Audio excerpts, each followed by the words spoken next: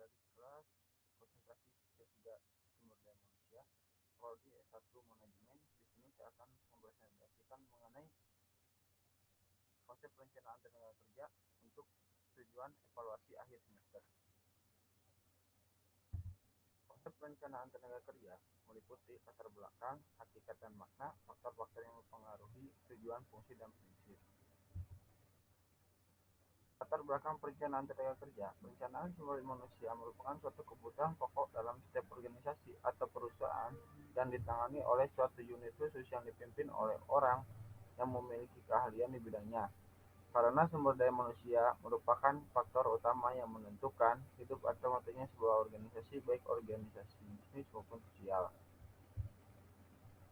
Oleh karena itu, jika sebuah organisasi atau perusahaan mengharapkan terus eksis dan berkembang, mengalami kemajuan dan perbaikan secara berkelanjutan, continuous improvement harus memiliki kepedulian yang tinggi terhadap kebutuhan sumber daya manusia melalui sebuah perencanaan yang komprehensif dan sistematis serta dinamis. Hakikat PSDM. Perencanaan merupakan sebuah keinginan kuat dari suatu organisasi atau perusahaan untuk memberikan jaminan baik jangka pendek maupun jangka panjang tentang pemenuhan kebutuhan sumber daya manusia secara kualitas dan kuantitas. Hakikat adalah sebuah penjamin tentang sistem pemenuhan kebutuhan sumber daya manusia agar ada kepastian keberlangsungan organisasi atau perusahaan dalam berbagai situasi dan kondisi yang berubah cepat.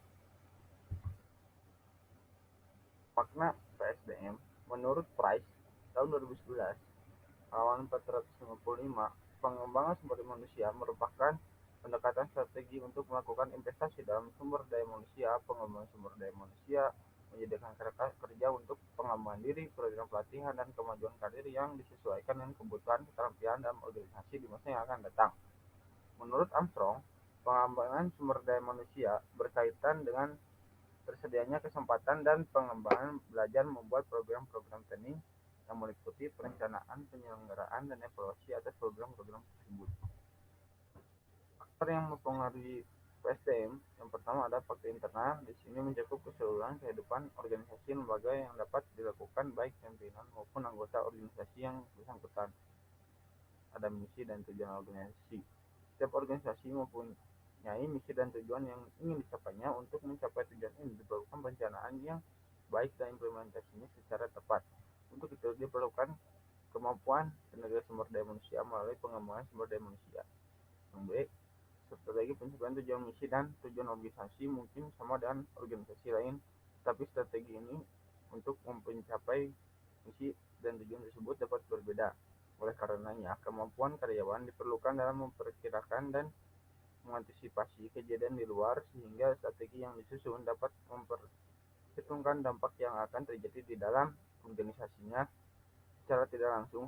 Hal ini dapat mempengaruhi pengembangan sumber daya manusia dalam organisasi. C.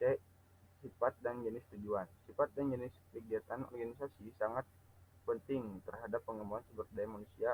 Misalnya, suatu organisasi yang sebagian besar melaksanakan kegiatan teknis akan berbeda dengan pola pengembangan sumber daya manusia pada organisasi yang bersifat ilmiah. Demikian juga akan berbeda pula strategi dan program pengembangan sumber daya manusia antara organisasi yang kegiatan rutin dan organisasi yang kegiatannya memerlukan inovasi dan kreativitas. Yang kedua, jenis teknologi yang digunakan. Pengembangan organisasi diperlukan untuk mempersiapkan tenaga dalam mengoperasikan teknologi atau mungkin terjadinya otomatisasi kegiatan-kegiatan yang semula dilakukan oleh manusia. Faktor yang mempengaruhi PSDM. Faktor eksternal adalah faktor yang ada di luar lingkungan organisasi, antara lain kebijakan pemerintah, sosial budaya, geografis, teknologi, kebijakan luar negeri, lembaga pendidikan atau diklat, pesaing, kompetitor, demografi, dinamika kependudukan. Tujuan perencanaan sumber daya manusia. Secara umum, perencanaan sumber manusia bertujuan mempertemukan ketersediaan tenaga kerja dengan kebutuhan pegawai pada suatu organisasi atau perusahaan, baik secara kualitas maupun kuantitas, untuk suatu periode waktu tertentu dalam upaya menghindari krisis kebutuhan tenaga kerja yang diperlukan. Secara detail, tujuan PSDM yang pertama, terprediksinya permintaan masa depan perusahaan atau organisasi terhadap kebutuhan tenaga kerja. Yang B, terprediksinya jenis pekerjaan yang masih tetap dibutuhkan atau pekerjaan yang akan terhapus dan tergantikan oleh teknologi atau pekerjaan baru yang akan muncul yang memerlukan jenis tenaga kerja baru. Yang D, prediksinya kondisi tenaga kerja yang tersedia yang telah diluluskan atau akan dihasilkan oleh lembaga penghasilnya, baik menyangkut kualitas maupun kuantitas, termasuk spesifikasi keahliannya. Yang terakhir, diperoleh estimasi kebutuhan dana dan fasilitas yang diperlukan agar pegawai mencapai tingkat produktivitas yang optimal. Fungsi perencanaan sumber daya manusia. Perencanaan sumber daya manusia memiliki fungsi yang sangat penting. Fungsi tersebut diantaranya sebagai berikut. Yang pertama, sebagai acuan atau pedoman bagi perusahaan melalui Departemen atau Divisi Sumber Daya Manusia dalam manajemen kepegawaian, terutama melakukan rekrutmen dan penyediaan pegawai. Yang kedua, sebagai sumber instrumen atau alat kontrol dalam pengendalian manajemen kepegawaian, termasuk penggadaian atau penyediaan pegawai, baik kualitas maupun kuantitas.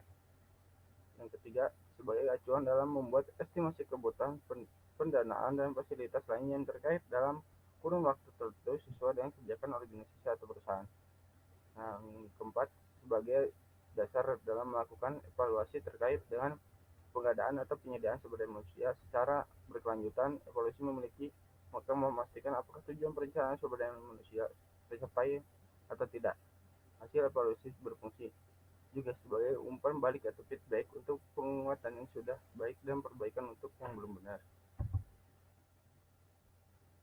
Prinsip perencanaan sumber daya manusia. Yang pertama, sistematis dan logis, mengikuti langkah dan tata aturan yang lazim dipakai, disusun berdasarkan data dan informasi yang valid dan masuk akal.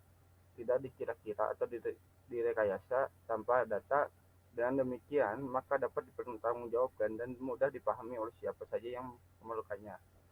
Yang kedua, komprehensif, harus mencakup berbagai hal yang berkaitan agar cakupannya luas dan menyeluruh. Komprehensif hal tersebut supaya tidak terjadi kondisi yang parsial yang akan mengakibatkan kerugian perusahaan. Perencanaan sumber daya manusia komprehensif akan memberikan penjaminan aktivitas ketersediaan pegawai secara berkelanjutan. Yang ketiga, futuristik, untuk antisipasi masa depan dengan mempertimbangkan masa lalu dan masa kini.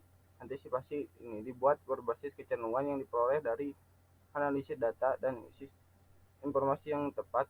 Oleh karena itu, perencanaan harus mampu mengembangkan situasi masa depan yang menjadi kebutuhan perusahaan. Yang ketiga, ada dinamis. Perencanaan sumber daya manusia harus memiliki ketentuan yang tinggi agar mudah beradaptasi dalam penyesuaian dengan perubahan dan tuntutan perusahaan. Yang E, efektif dan efisien. Sesuai dengan prinsip ekonomi dan perencanaan sumber daya manusia, harus efektif dan efisien, harus dapat mencapai sasaran dan tujuan dalam mendukung perusahaan untuk menjamin ketersediaan pegawai dan memanfaatkan biaya seminimal mungkin secara profesional. Mungkin sekian yang kita bisa sampaikan.